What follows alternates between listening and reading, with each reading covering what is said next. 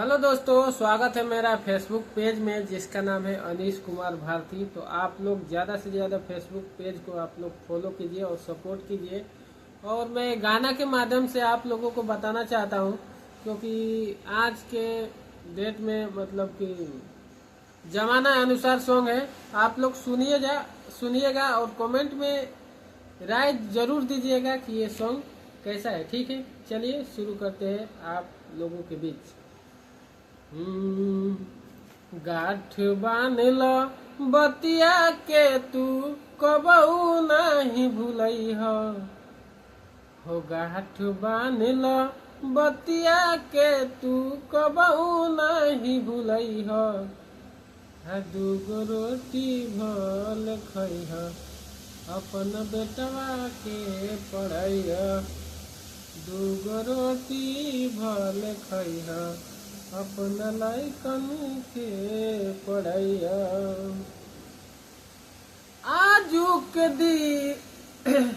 आजुक दुख साल काल काम आई।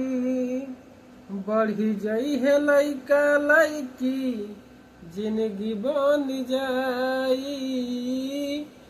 बढ़ी जई है लइका लइकी जिंदगी बन जाई। सपना देखले बाड़ा जवन सपना सच बनई ह। ए जी सपना देखले बाड़ा जवन सपना सच बनई ह।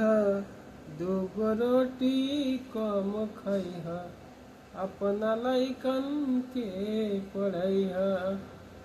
दूगो रोटी कम खइह अपना लइकन के पढ़ैह। कापी किताब कलम खाना पढ़ाई सब कुछ देत बाटे गवर्नमेंट भाई। सब कुछ देत बाटे गवर्नमेंट भाई। मौका मिलल बा मौका के ना गलती से तू गवई ह। ए जी मौका मिलल बा मौका के ना गलती से तू गवई ह। दूगो रोटी कम खइह अपना लइकन के पढ़ैया। दूगो रोटी कम खइह अपना लइकन के पढ़ैया। तो ई सॉन्ग कैसा लागल आप लोग के कमेंट के माध्यम से आप लोग राय जरूर बताइब जा और सपोर्ट करब जा। जय हिंद, वंदे मातरम।